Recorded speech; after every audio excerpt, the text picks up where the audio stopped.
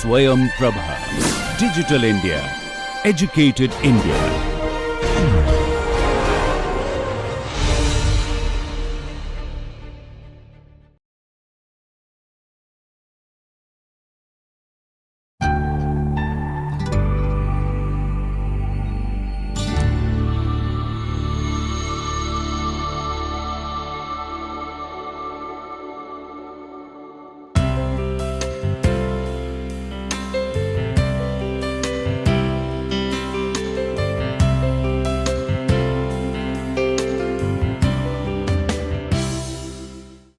Welcome to our NPTEL MOOC module on health economics. We are continuing with the week on health equity or equity and health. We have been discussing the different conceptions of distribution or redistribution. We have started discussing in the previous lecture on different type of distinguishing equality and equity, and different type of equity as well, horizontal and vertical equity, etc. So, in this lecture we are going to discuss the theories of redistribution, hence it is called equity and redistribution. So, largely we will be actually emphasizing on the reasons for redistribution or distribution, and we will be discussing on the most important three theories, that is called utilitarian, then egalitarian and Rawlsian. So, to introduce you once again about the distribution, and hence it has value of efficiency. The people are mostly concerned with the fairness of the distribution, hence redistribution really matters. Referring to the work of Hosman and Pearson, Macpherson in their writing, so they discuss about notions of fairness, opportunity, freedom and rights. And since these are considered to be largely useful directly or indirectly in policy making, hence it has value for the society. So, considering the issue of equity and redistribution, though there have been some papers, however, the discussion still requires attention, because the clarity is still somewhere not addressed in detail, especially in the context of health economics, and hence health economists and their explanation for equity requires further importance. So, why does redistribution take place? Yes, it is quite understood that redistribution may be from the socio-political strategies, or maybe from the context of political economy explanation, and it reflects since about society, about justice, about people. So, hence different clarifications are given by Marxist and the libertarians.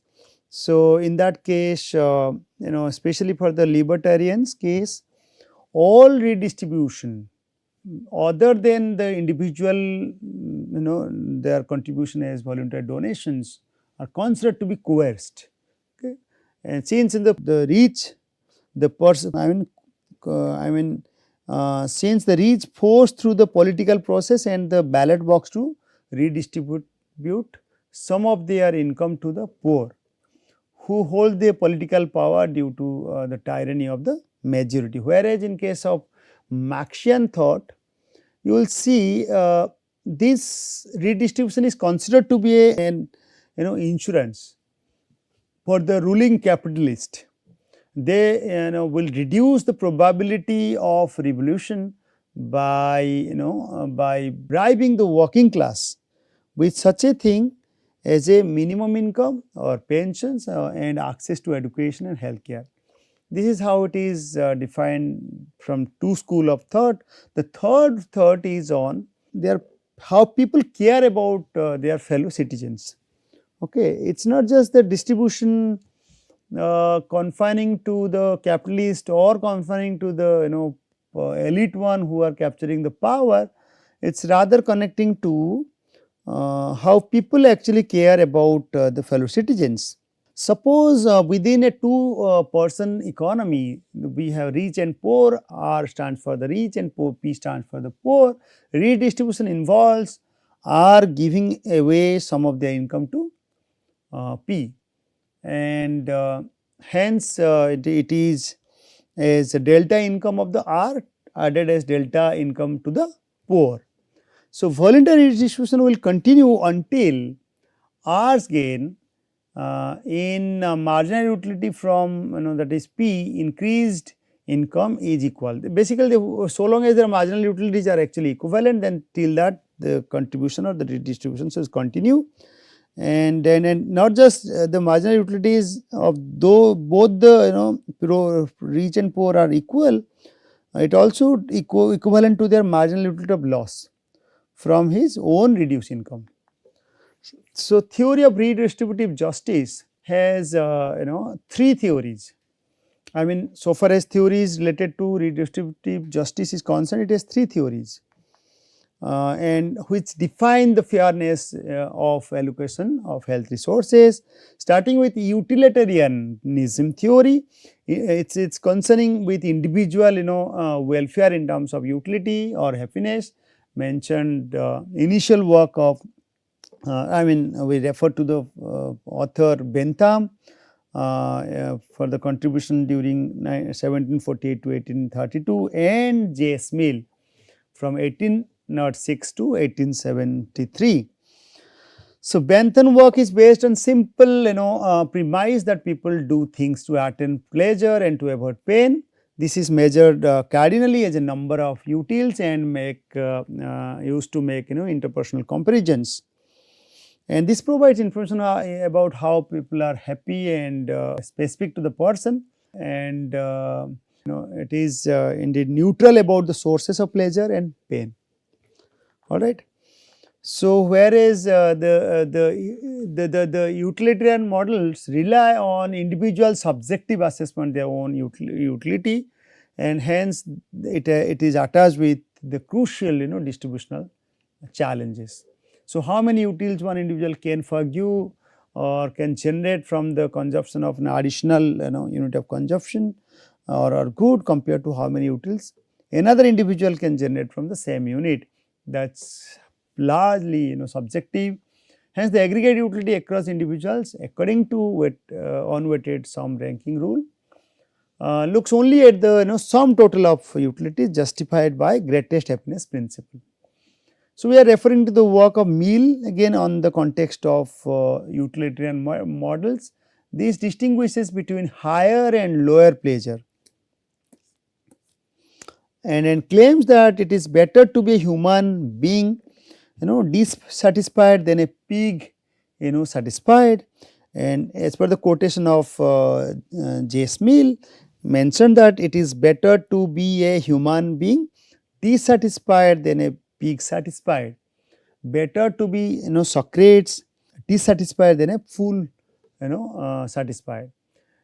Basically argues that no reasonable person would ever want to be a dog or a pig just for the sake of being more comfortable. Yes, being human can sometimes cause stress that animals or fools don't have to deal with. So, but Mill totally cannot imagine someone wanting to give up their human brain just for the comfort of human life. So, in this in accordance with this view, society should be getting pleasures, and in accordance with them being a higher or a lower order can be placed based on the weight. So, this is even weight sum ranking rule etc. we already discussed from the works of Bentham. So, we need to note that in healthcare particularly, we need to modify or there are versions presented as modified and simplified version of the maximizing health conditions. Rather than utilitarian happiness, health is maximum. The utilitarian approach gives the view of greatest happiness principle, that is translated to greatest health or the total health principle. So, Bentham was in favor of radical distribution because of his contribution during the radical change time period of British ranging in the 18th century period of Britain. Then some other details related to radical measurement etc., as mentioned by Bentham etc. I am just going to mention that individual differences in relative strength of preferences of health are disregarded by assigning the same finite aid point, that may be 0 to 1 on the cardinal health scale. So, the third this is in fact one point, and the second you can see it is the utilitarian concept considered to be a widely accepted method, since it gives cardinal indications. Third one is related to normative judgment. Some of the views are based on the maximum norms. Okay, the health gains are from the normative judgment that a given health gain is assigned the same social value irrespective of the characteristics of the patients involved.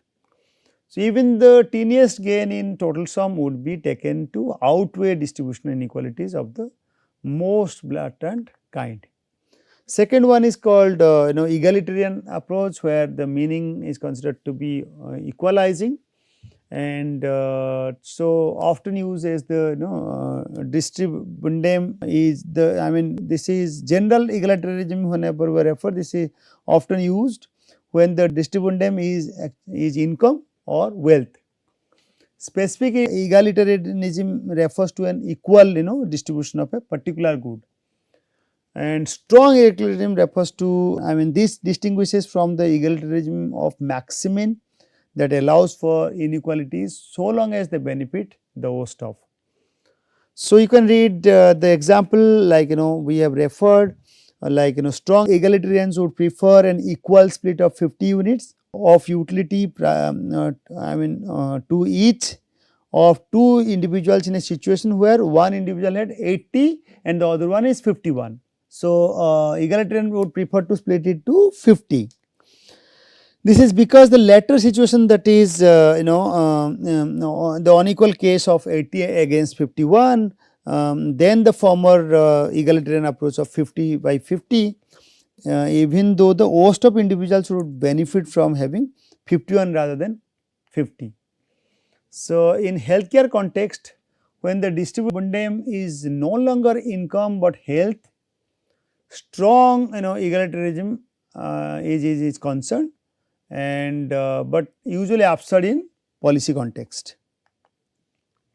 It suggests that a situation in which two individuals are in an equally bad state of health is considered as better than situation which only one in that state and the other fit healthy. So, similarly you can see which we just said, the Maximin one is emerging as the more sensible rule than the strong egalitarianism principle. So, Maximin refers to the works of John Rawls from the year 1921 to 2002. It is on theory of justice, which states that egalitarian at the outset but accept inequality as long as it is not possible to further the improvement of the worst of.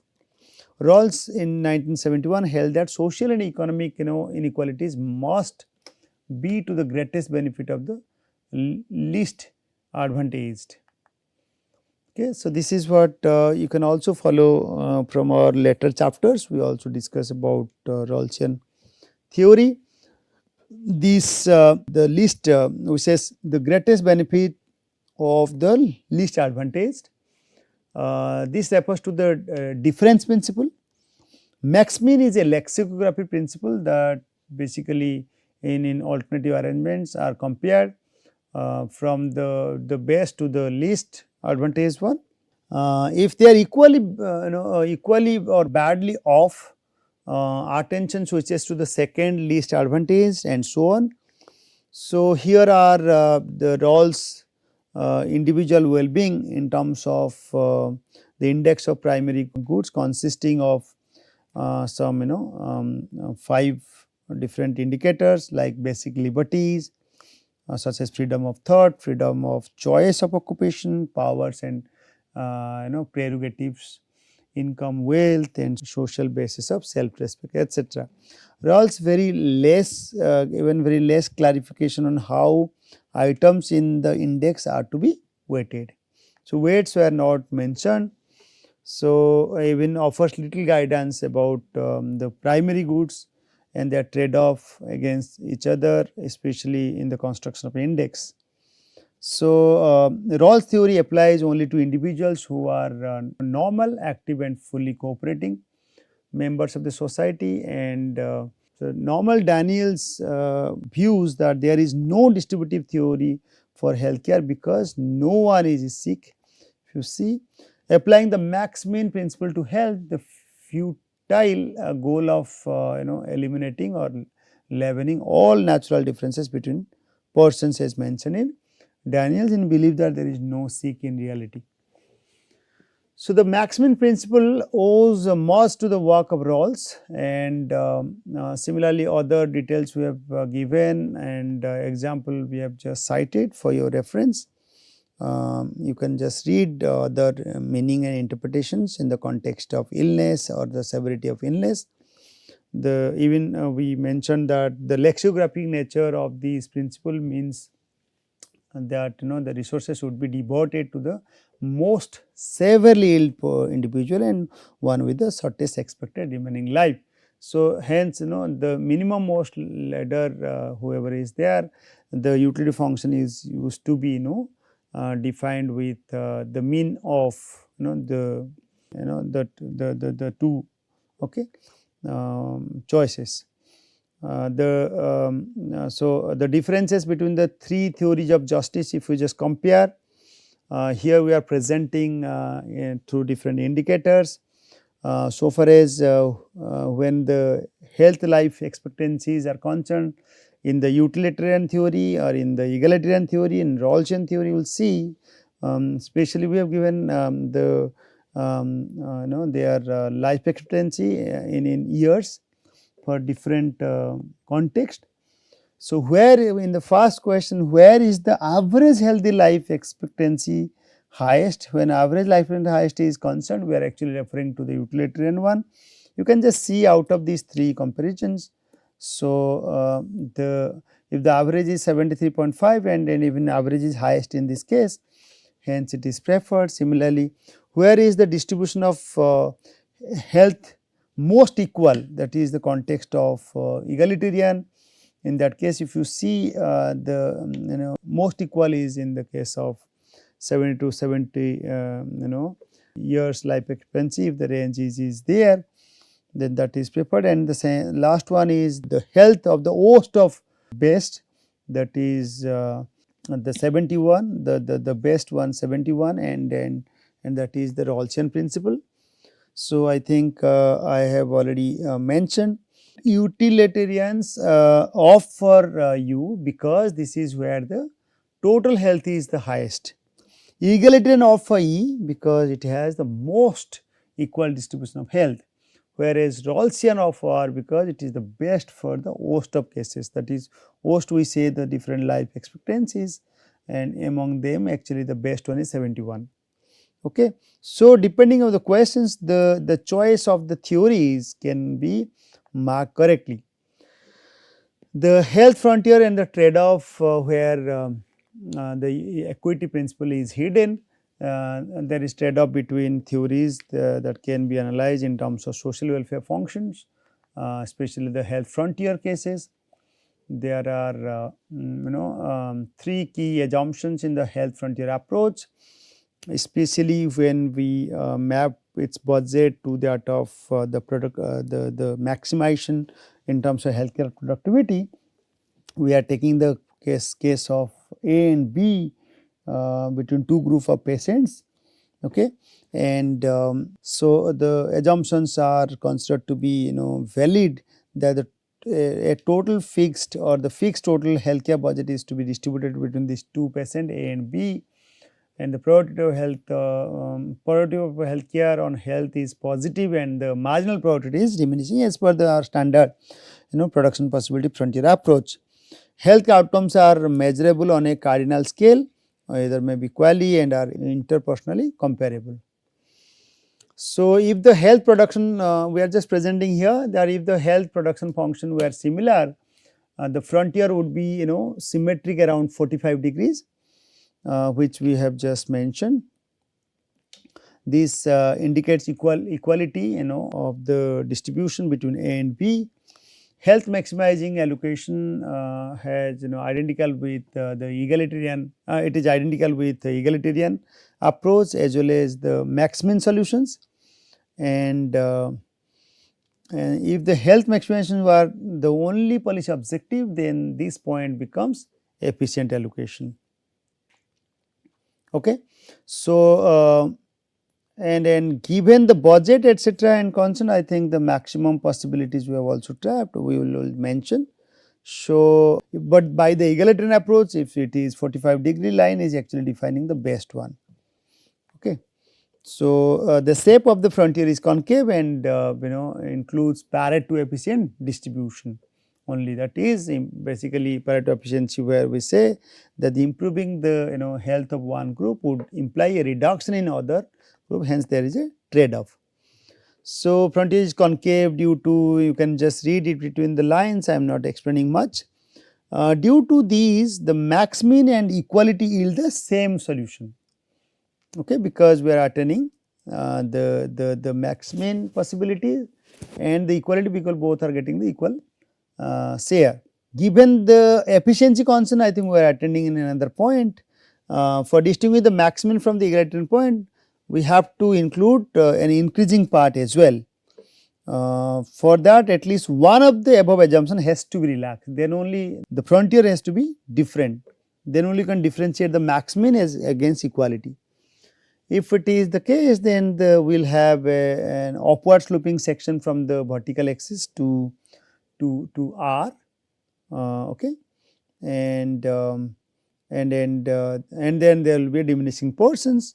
The treatment of A, if I just map it on this diagram, you can see the production possibility frontier or the utility frontier is actually following increasing then decreasing till their death, entire life. So, since it is 45-degree line, we can confirm very clearly that we are attaining the egalitarian approach here, whereas the max min reaches at R, and so far as the maximum sum the efficiency is constant, we are actually reaching at point U given the budget constant. Okay, so this theory of justice E etc. E involves equal health, R explain max min, and U is in fact called the maximum. U point is maximum total health, that is possibly even called the efficient most point. So, Pareto selection is that if we are actually moving for R to U. Okay. So, as mentioned by Elster in 1992, basically this suggests that we have a common sense conception of justice. So, we still reach at the maximum utilization point to the maximum health. Okay. If this is the range where if it is emphasized correctly, we are actually having Pareto efficiency section. If equality for say is part of the health policy objective, then another one, that is from here to here, E to R, this portion. Okay, E to R is relevant. So, in terms of social welfare function for health, of course, there is trade off, and this usually include level of utility of each of the two individuals, and in short it is referred to as SWF, and sometimes it is also mentioned HRSWF. So, SWF assumes a constant elasticity of substitutions, which means that the curvature of the ISO welfare curve is constant. So, we can present in an equation about social welfare function. W stands for the overall social welfare, HA and B stands for the health of the person A and B, and alpha is the respective weight for the individual relative to other, and R is more important, measures the degree of aversions to inequality, and then based on the level of R, the properties of convexity is determined, and hence the ISO welfare curves is presented. If both individuals are considered to have equal weight, then alpha of course equal to half, and it will be symmetric around that 45 degree line which I have already mentioned. If the parameter R measures the strength of equity, equity preferences which I just said, R is very important. Okay. And this shows how close to the equity point R from the preferred location line. If R equal to -1, that means the social welfare equal to the sum of the individual welfare. You can check with this, if it is -1, then the sum of individual utility will be equal. So, in that case no aversion to inequality.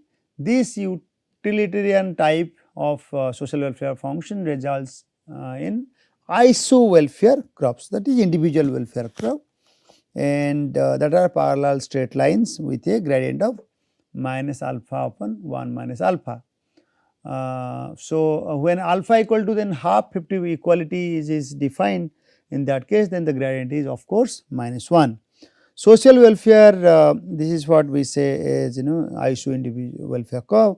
Social welfare is maximized simply by summing their individual health. If R is greater than -1, then the greater the inequalities between A and B, the greater is the weight between these two, and especially the worse of individuals relative to that of the better one. This result in ISO welfare curve that are convex to the origin.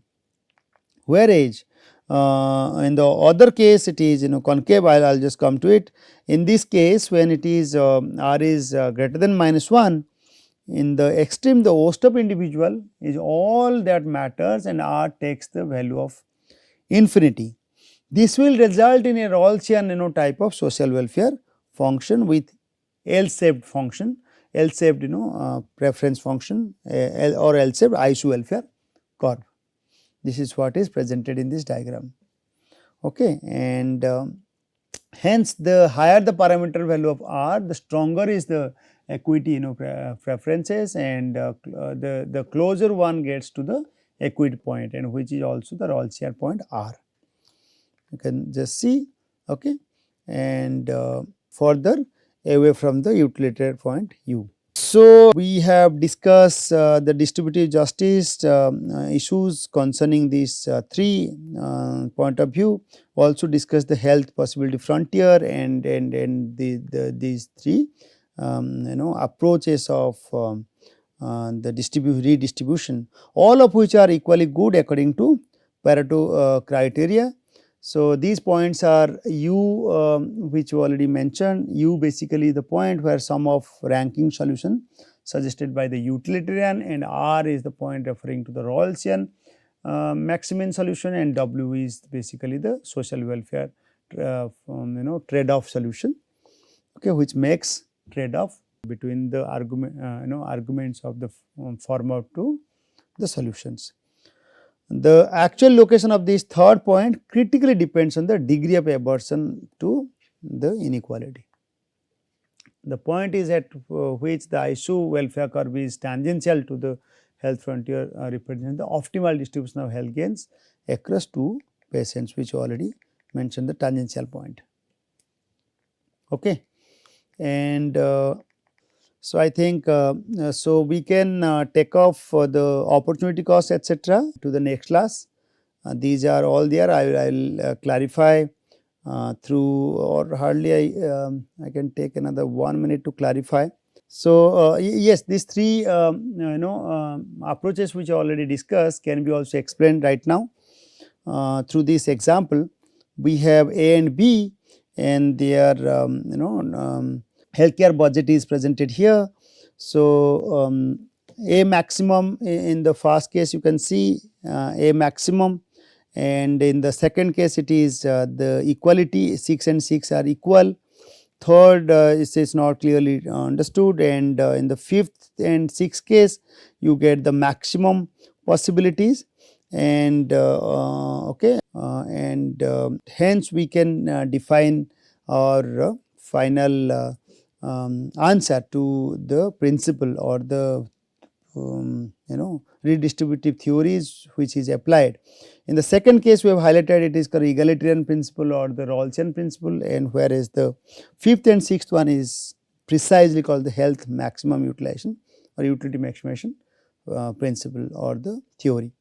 So, while allocation of V and VI both involve maximum total health, that is 18, the last column shows the opportunity cost in terms of benefits foregone to B for each additional unit of health gain for A. So, which allocation is preferred, whether it is egalitarian one? If an egalitarian principle is followed, then option 2 we have already said, and if it is health maximizing utilitarian principle is concerned, then it is B or BI. Okay. So, or there might be might wish to make a trade off between these two corner principles. In so doing, it might look at the final column and be confronted with the price of equity. Okay, so that is basically the benefits foregone to B for one more unit of A, the opportunity cost. So we'll hence discuss these are the in our next model on next unit on about new economic paradigm for the equity, and also we will emphasize on equity in health financing and their distribution.